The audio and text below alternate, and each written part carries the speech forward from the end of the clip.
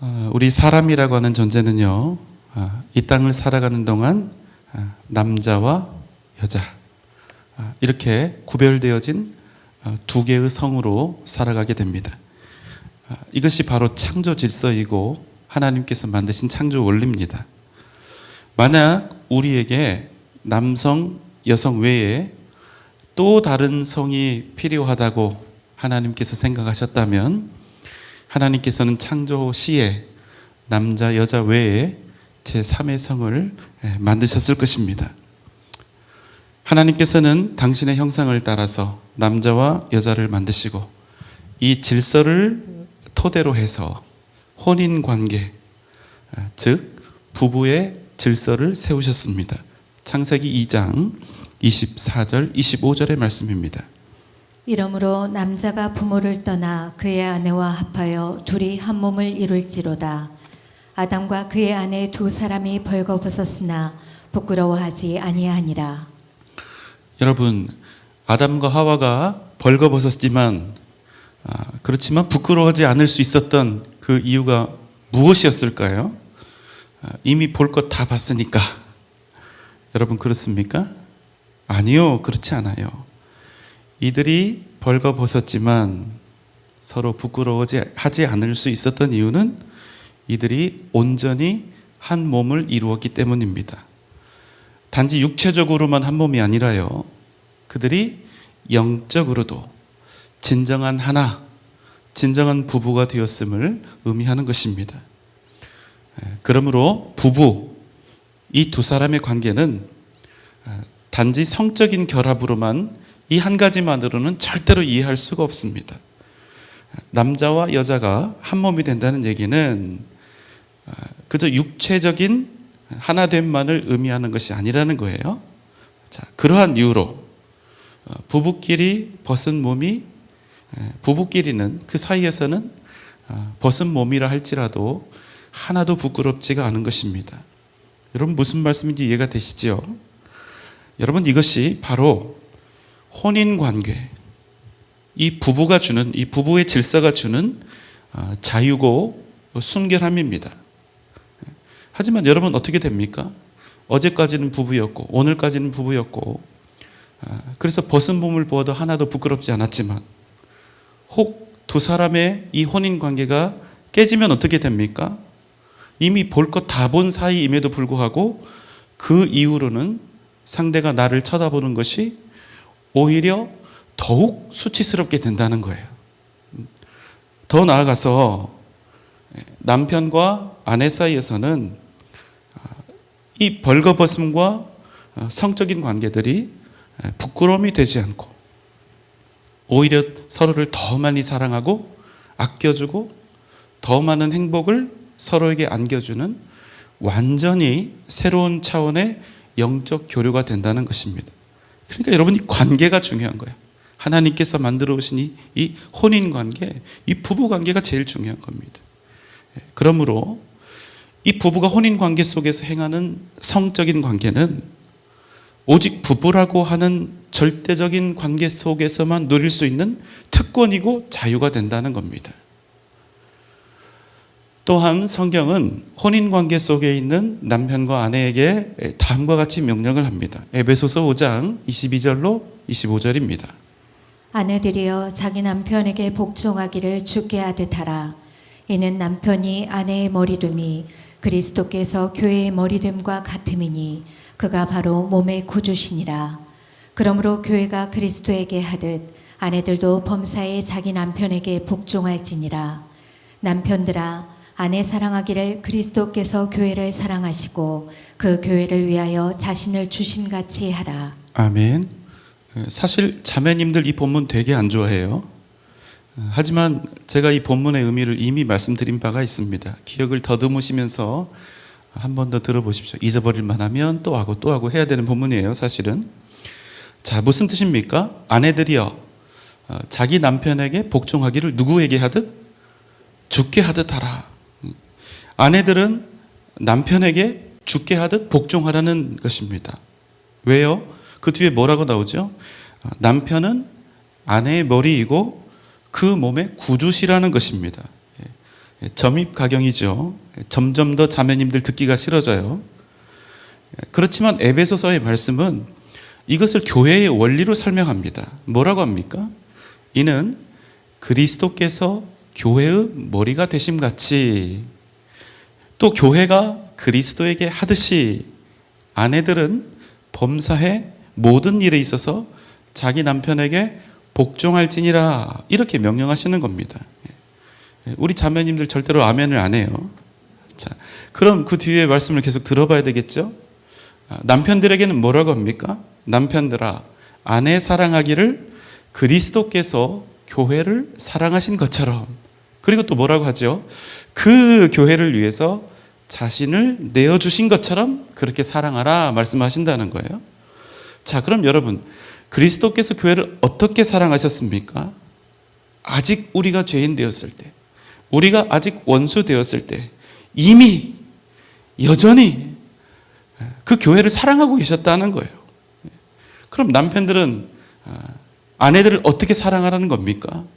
예쁜 아내, 착하고 순종적이고 인격적이고 훌륭하고 선한 아내가 아닐지라도 그 아내를 어떻게 하라? 뭐 하라?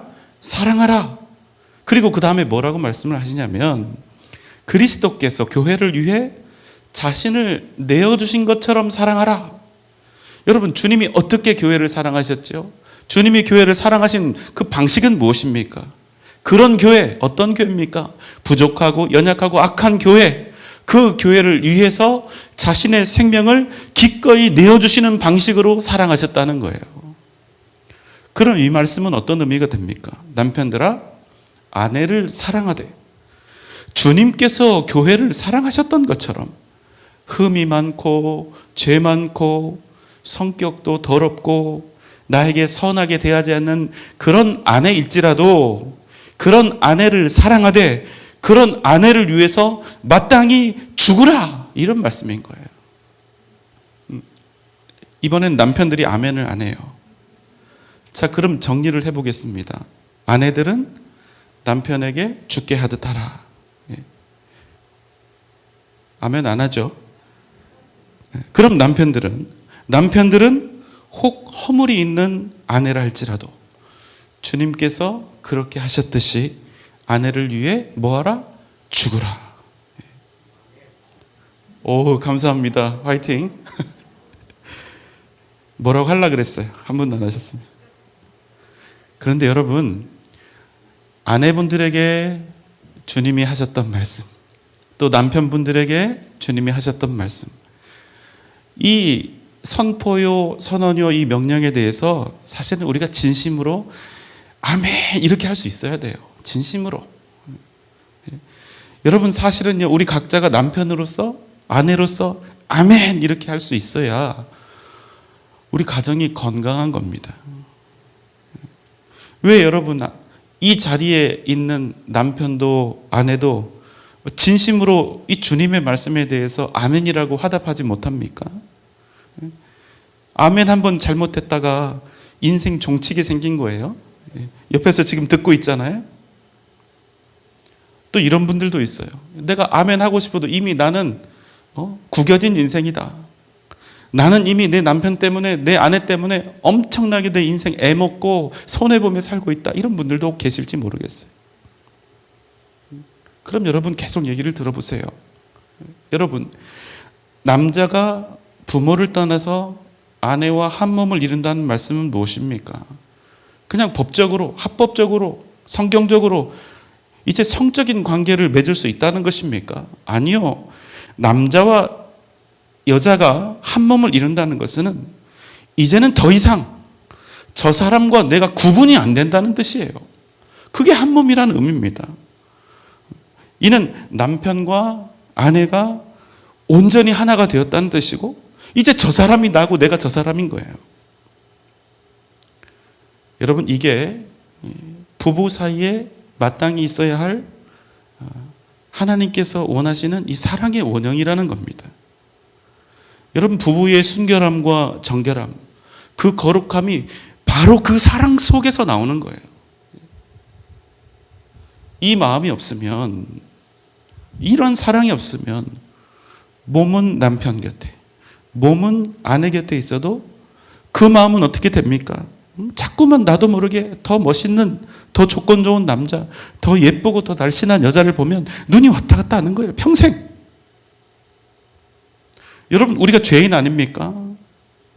우리의 마음과 생각을 온전히 지킬 수 있어요? 안 돼요. 문제는 뭡니까?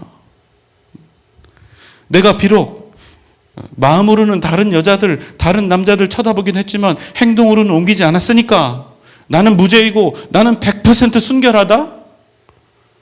여러분, 이렇게 장담할 수 있습니까? 정말 그런 겁니까? 여러분, 우리의 몸이 아무리 지킬 것을 지켰어도 사실 여러분, 우리의 마음은 순간순간 항상 유혹 가운데 있는 것이 아닌지요. 문제는 무엇입니까? 사랑이 문제란 겁니다. 사랑. 내 남편은, 아니면 내 아내는 나를 진심으로 사랑하지 않아요. 나를 어떻게 하라고? 그런데 여러분, 그게 정말 진짜 이유일까요? 아니요. 진짜 이유는 상대방에게 있는 것이 아니라 나에게 있다는 사실입니다. 무엇보다 내가 남편에게 온전히 복종하지 않은 것이 문제고, 내 생명까지도 내 아내를 위해서 아낌없이 내어줄 그 사랑이 부족한 것, 그게 문제라는 겁니다. 그렇게 하고 시비를 걸라는 거예요. 저 사람이 나를 사랑하지 않아서라고. 그렇게 하지 않았다면 내가 문제인 겁니다. 만약 우리에게 진정한 사랑이 있다면, 우리가 정말로 서로를, 남편과 아내가 서로를 진실로 진정으로 사랑한다면 죽게 복종하듯 남편에게 못할 것이 무엇이고, 아내를 위해서 내가 기꺼이 죽지 못할 이유가 무엇이냔 말이에요.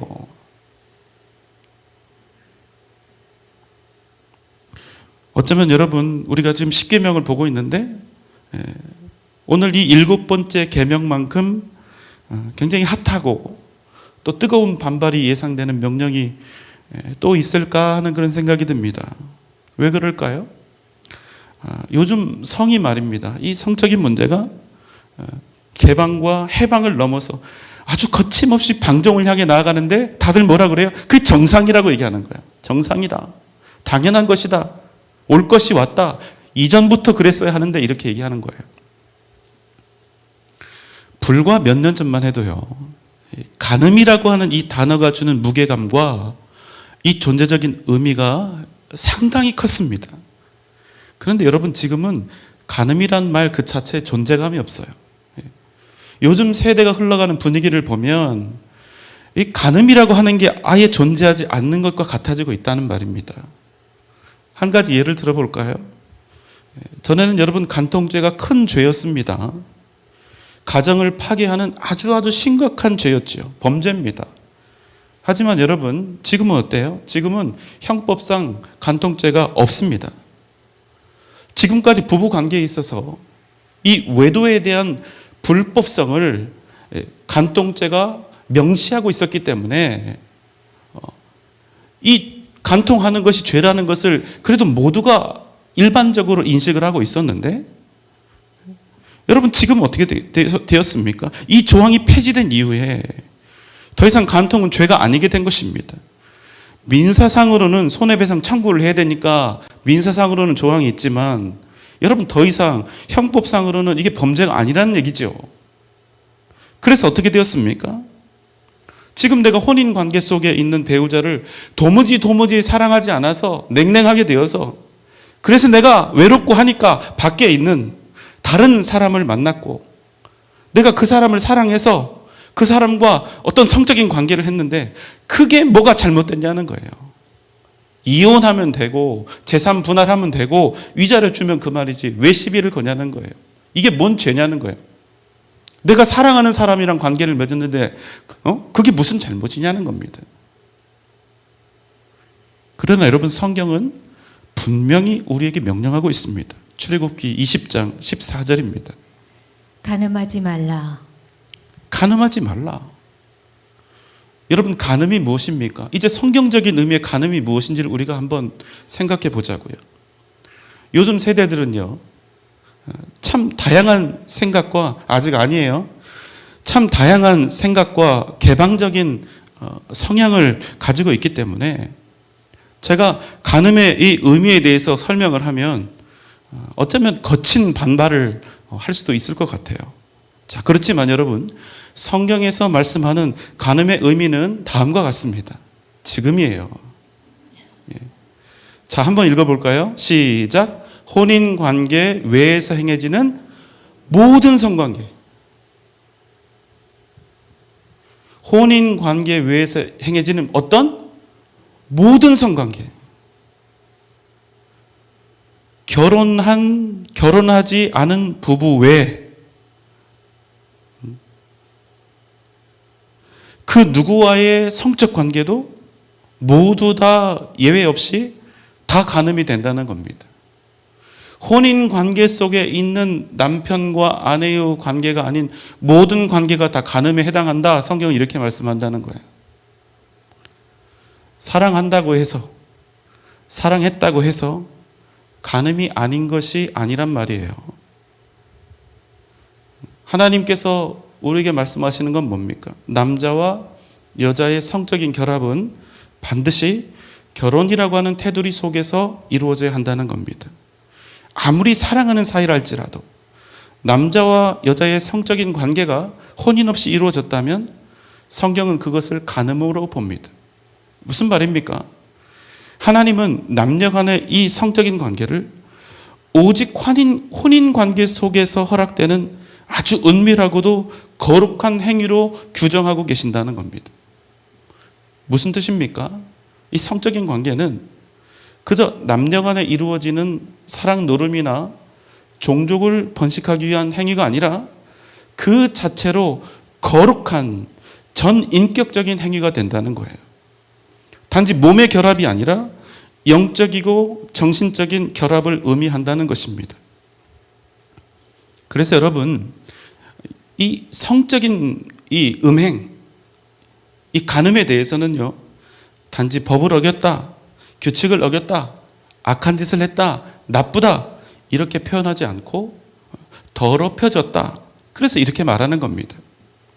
여러분, 이건 여성에게만 표현되는 게 아닙니다. 해당되는 게 아니에요. 남자에게도 동일하게 해당되는 것입니다.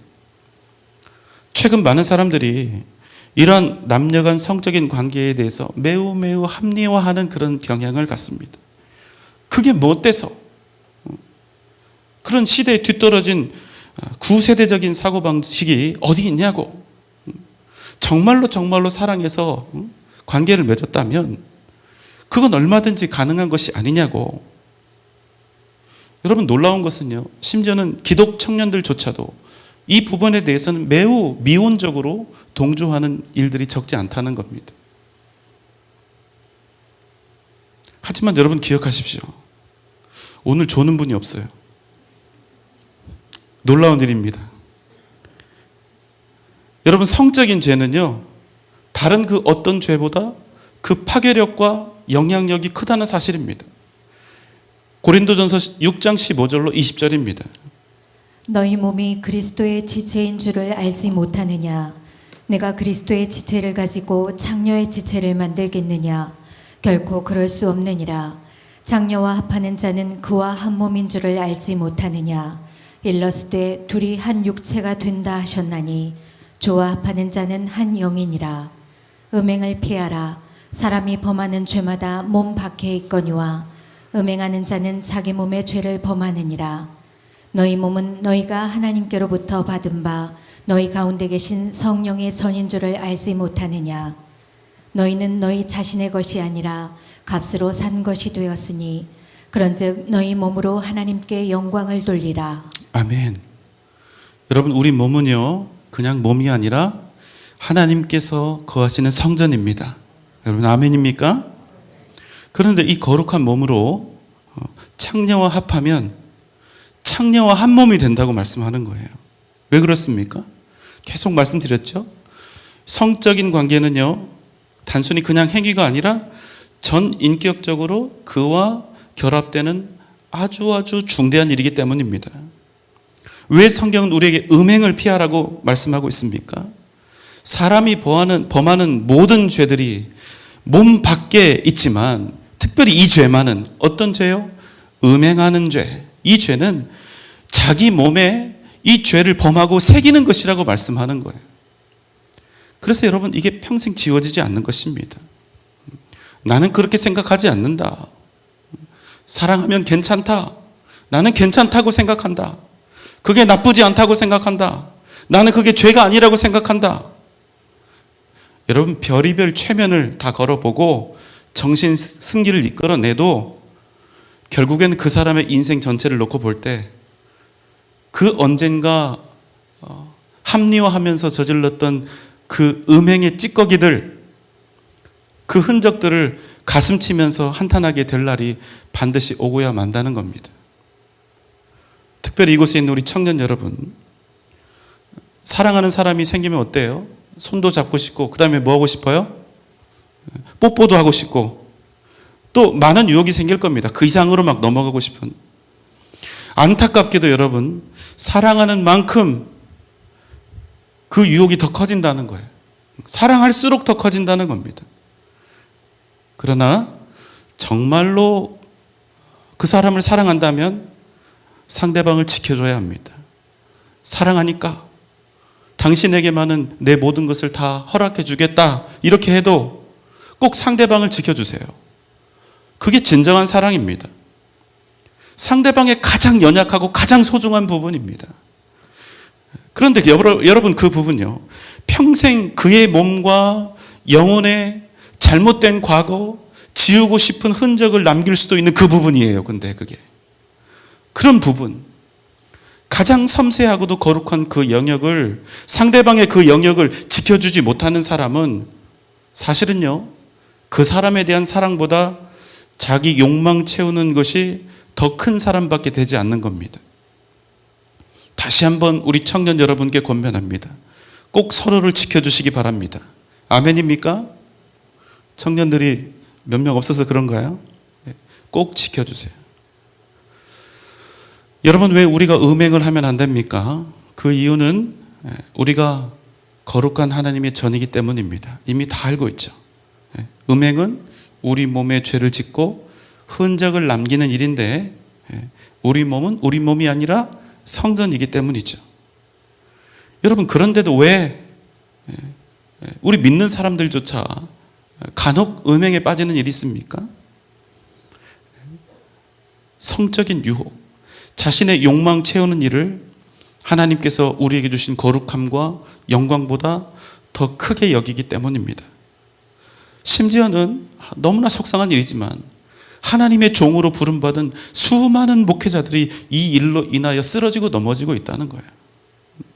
하나님께서 목사에게 주신 감당할 수 없는 이 크고 놀라운 이 귀한 영광을 더러운 음행으로 다 먹칠을 하고 있는 겁니다. 이 일 때문에 이 땅에 있는 얼마나 많은 교회들이 여러분 고통을 당하고 있습니까? 저도 항상 이 일에 노심초사하고 있습니다. 저 역시도 예외일 수 없다는 마음으로 항상 깨어서 경계하고 있습니다. 그저 저 한 사람, 목사로서 이 자리를 지키고 저 개인이 순결한 삶을 살기 위한 것이 아니라 주님께서 세우신 우리 전주 영생교회가 얼마나 거룩하고 영광된 주님의 교회인지를 날마다 제가 상기하고 있기 때문입니다.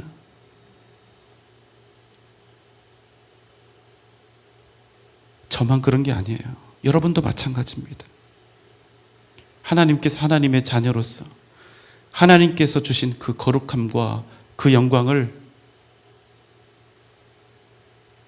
더러운 것들에 빼앗기지 않는 그런 은혜가, 그런 결단이 저와 여러분 가운데 넘쳐나시기를 소망합니다. 우리가 이 간음과 관련해서 한 가지 더 생각해야 할 것이 있습니다. 아주 중요하죠. 마태복음 5장 27절 28절입니다. 또 간음하지 말라 하였다는 것을 너희가 들었으나 나는 너희에게 이르노니 음욕을 품고 여자를 보는 자마다 마음에 이미 간음하였느니라. 주님이 뭐라고 하십니까?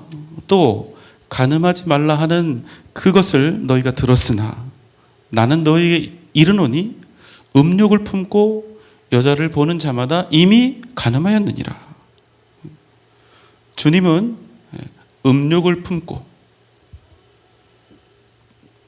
여자를 보는 자마다, 반대도 됩니다. 남자를 보는 자마다, 음욕을 품고 남자를 보는 자마다 이미 간음하였다, 이렇게 선언하신다는 사실입니다. 마음으로 음욕을 품고 누군가를 보면, 남자를 보거나 여자를 보면 간음할 수도 있다가 아니에요. 이미 간음하였다, 이렇게 말씀하신다는 겁니다. 여러분, 정말 두려운 말씀이 아닙니까? 나는 괜찮다. 왜? 나는 아무 짓도 안 했으니까. 나는 아무 일도 안 했으니까. 나는 아무런 행동도 안 했으니까. 그러니까 나는 의롭고 나는 정결한 사람이다.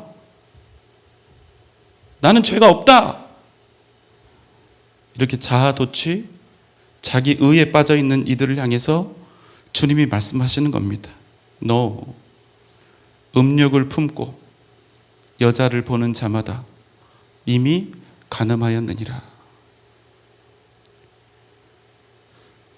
여러분, 하나님은 그저 우리 껍데기만 보시는 분이 아닙니다. 주님은 우리의 중심을 보시지요. 주님은 단지 우리 육체의 정결함만을 원하시는 분이 아닙니다. 주님은 우리 영혼이 하나님 앞에 정결하고 순결하고 거룩하기를 원하시는 것입니다. 우리 모두가 이 부분에 대해서 안전하지가 않아요.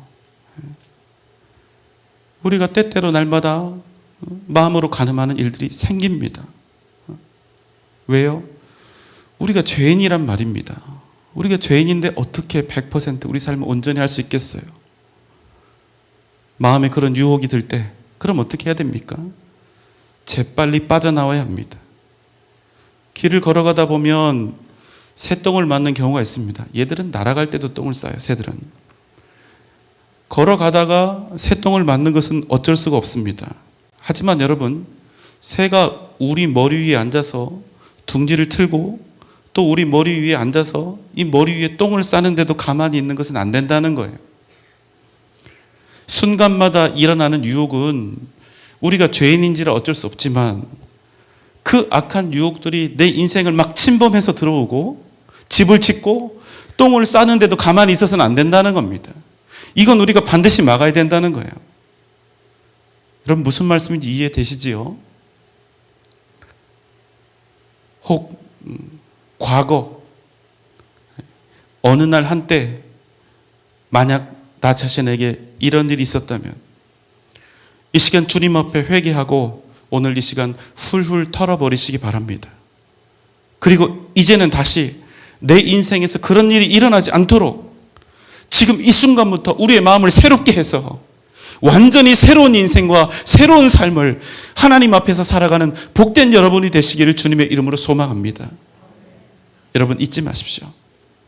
하나님의 사람, 성도로서의 삶은요, 비단 육체의 음행을 피한 것으로 다 되는 것이 아닙니다.